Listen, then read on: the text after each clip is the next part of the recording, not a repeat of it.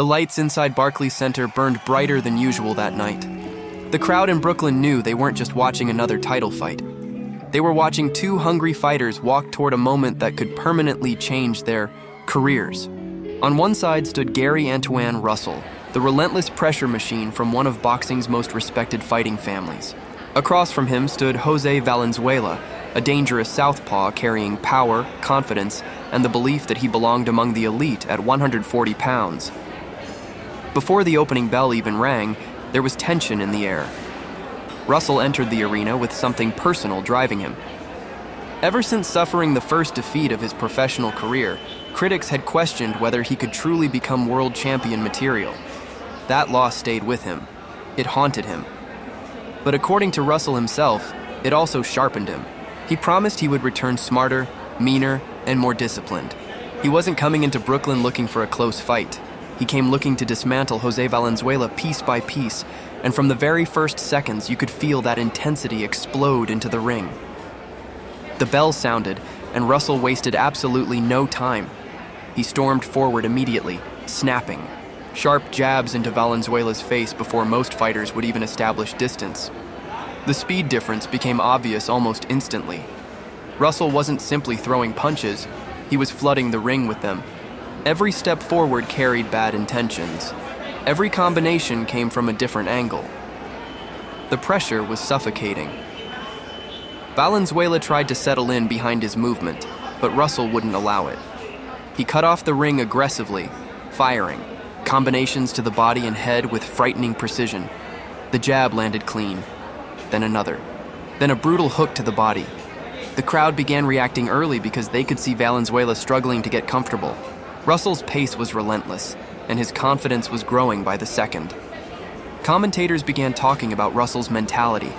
They mentioned the chip on his shoulder, the lessons learned from defeat, and how badly he wanted redemption. But this wasn't just emotional revenge fighting. Russell looked polished, focused, calculated. He wasn't reckless. He was disciplined aggression. Valenzuela still had moments. He tried sneaky counters to the body and occasionally attempted to slow Russell down with sharp left hands upstairs. But every time he seemed ready to establish rhythm, Russell answered, immediately. A counter hook, a body shot, a left uppercut. It was like trying to stop a storm with your bare hands. As the second round began, Russell's output somehow increased. The punches came in waves now. Double hooks to the body followed by shots upstairs.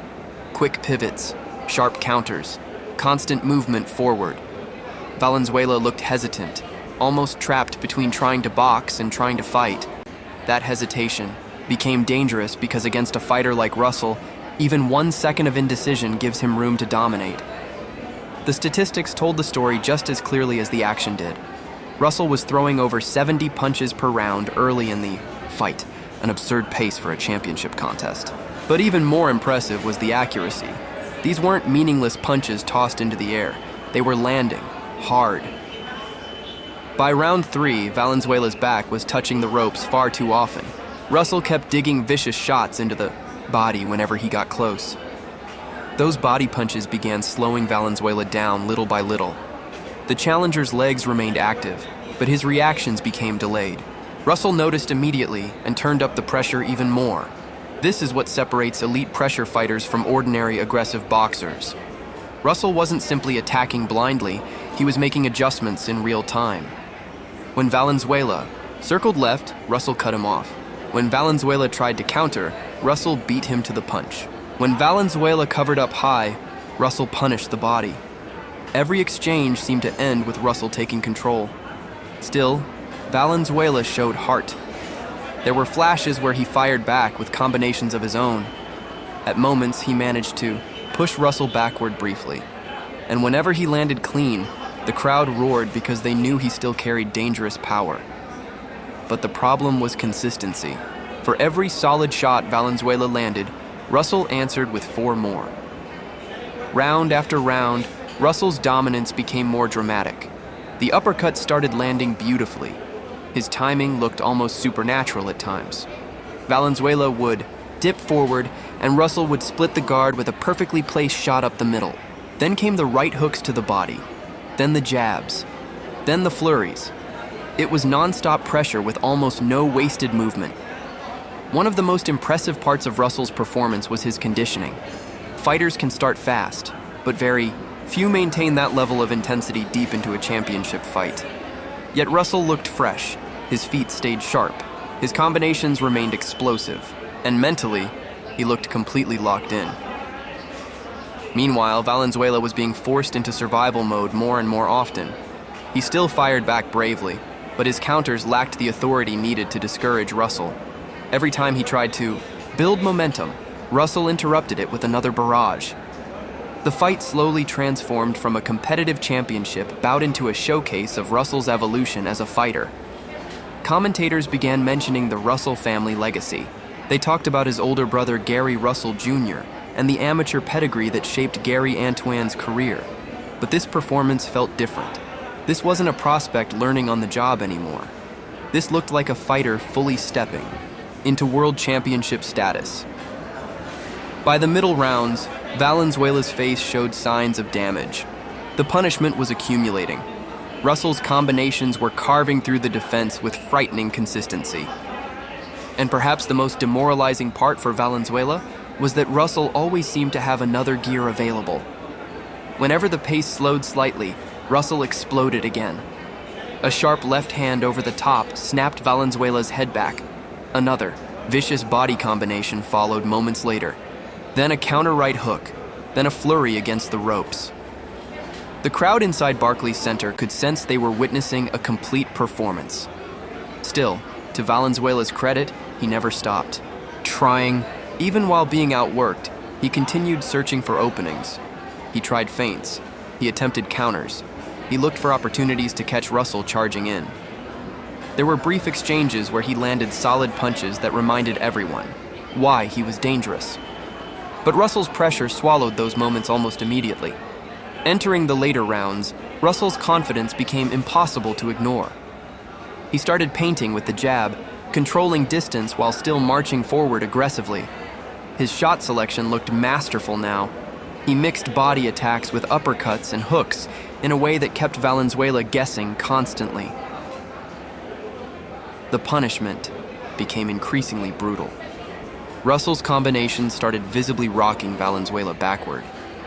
The body shots drained energy from his legs. The uppercuts snapped his head upward. And despite everything, Russell never looked reckless. He stayed disciplined, keeping his defense tight while overwhelming his opponent with sheer activity. At one point, the ringside doctor took a close look at Valenzuela between rounds. His toughness was unquestionable, but the damage was becoming difficult to ignore. Still, the fight continued because Valenzuela refused to surrender. That refusal earned respect from the audience. Even while losing rounds clearly, he kept firing back. He kept trying to create something dramatic. But Russell simply had too many answers. Every exchange ended the same way. Russell controlling the tempo, Russell landing cleaner, Russell dictating the fight. As the championship rounds approached, the atmosphere shifted from anticipation to realization. Everyone inside the arena understood what they were watching now. This wasn't merely a victory.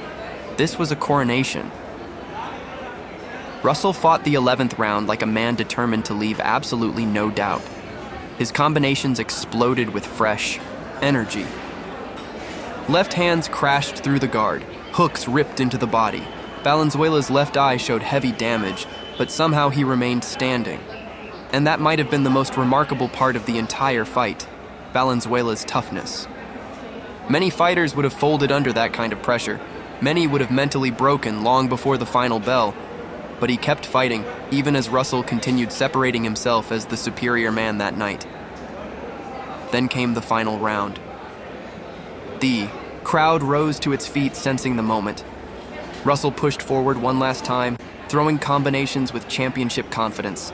Valenzuela fired back courageously, landing a few clean shots of his own, but the result already felt inevitable.